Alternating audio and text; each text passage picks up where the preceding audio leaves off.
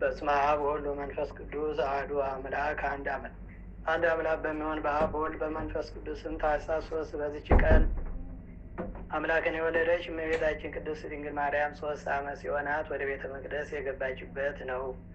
እርሷ ለእግዚአብሔር የስዕለት ልጅ ነበረች እና እናቷ ቅድስት ሐና ልጅ የሌላት ስለሆነ በቤተ እግዚአብሔር ውስጥ ከሴቶች ተለይታ ርቃ ትኖር ነበር። ሽማግሌ ከሆነ ከኢያቄም ከባሏ ጋርም እጅግ የምታዝን ሆነች። እግዚአብሔርም ሐዘናቸውን ሰማ።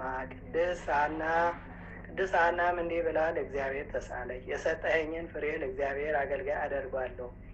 ቅድስት ድንግል እመቤታችን ማርያምንም በወለደቻት ጊዜ 3 ዓመት በቤቷ ውስጥ አሳደገቻት። ከዚህ በኋላ ከደናግል ጋር ትኖር ዘንድ ወደ ቤተ መቅደስ ወሰደቻት። በቤተ መቅደስም ምግቧን ከመላእክት እጅ እየተቀበለች 12 ዓመት ኖረ። ክብር ይግባውና ጌታችን ኢየሱስ ክርስቶስ ወደ ዓለም መጥቶ ከእርሷ ሥጋን እስከነሳ ድረስ ከሴቶች ሁሉ የተመረጠች ይህች ናት። በቤተ መቅደስም በመኖር 12 ዓመት ሲፈጸምላት እርሷ ለእግዚአብሔር የተሰጠች የስዕለት ልጅ ናትና ለሚጠብቃት ይሰጧት ዘንድ ካህናት እርስ በርሳቸው ተማከሩ። በሴቶች ላይ የሚደርሰው በእርሷ ላይም ይደርስባታል ብለው ስለፈሩ በቤተ መቅደስ ውስጥ ይተዋት ዘንድ ለእርሱ ትክክል መስሎ አልታያቸውም። ስለዚህ ሊጠብቃት ለሚገባው በእርሷ ላይ እጮኛ ሊያኖሩ ወደዱ። ከዚህ አስቀድሞ ሊቀ ካህናት ዘካርያስ እመቤታችን ቅድስት ድንግል ማርያምን ልጄ ማርያም ወይ አንቺ እንዳደግሽና ለአካለ መጠን እንደደረስሽ እወቂ፣ ልትታጪ ትወጃለሽን? እግዚአብሔርን የሚፈራ መልካም የሆነ የተባረከ ጎልማሳ እንፈልግልሽን ወይም በሕይወትሽ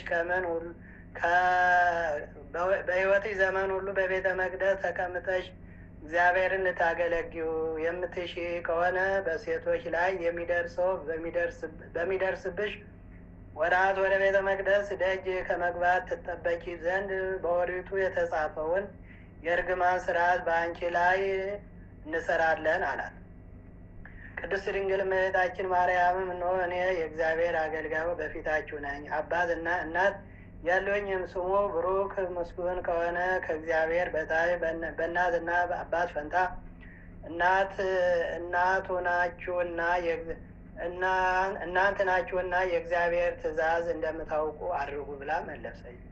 ካህናቱና ማኅበሩም ሁሉ ዘካርያስን ወደ ቤተ መቅደስ ገብተን ስለዚህ ብላቴና ማርያም ወደ እግዚአብሔር ጸልይ አሉት። ዘካርያስም ገብቶ ሲጸልይ በዚያን ጊዜ የእግዚአብሔር መልአክ ተገለጠለትና እንዲህ አለው፣ ዘካርያስ ወይ ወጥተህ ከዳዊት ወገን ሚስቶቻቸው የሞቱባቸውን ሁሉ ወንዶች ሰብስብ፣ የእያንዳንዳቸውን በትር ከስሙ ጋር ውሰድ። ወደ ቤተ መቅደስም በምሽት አግብተህ ወደ እግዚአብሔር ጸልይበት። በነጋ ጊዜ በትሮቻቸውን አውጣ። እግዚአብሔርም በበትሩ ላይ ምልክት ለገለጠልህ ለዚያ ሰው ማርያምን ተቀብሎ ጭርግ የመሰለች ተገለጠች። እየበረረች ሜዳ በጠራቢው ዮሴፍ ራስ ላይ ተቀመጠች። ካህናቱና ሕዝቡ ሁሉ አይተው እጅግ አደነቁ። ምስጉን የሆነ እግዚአብሔርንም አመሰገኑ። ዘካርያስም ዮሴፍ ሆይ ከእግዚአብሔር የታዘዘ መልአክ እንደተናገረ ድንግል ማርያምን ወደ ቤት ወስደ ጠብቃት አለው። ዮሴፍም ቅድስት ድንግል ማርያምን ከካህናት እጅ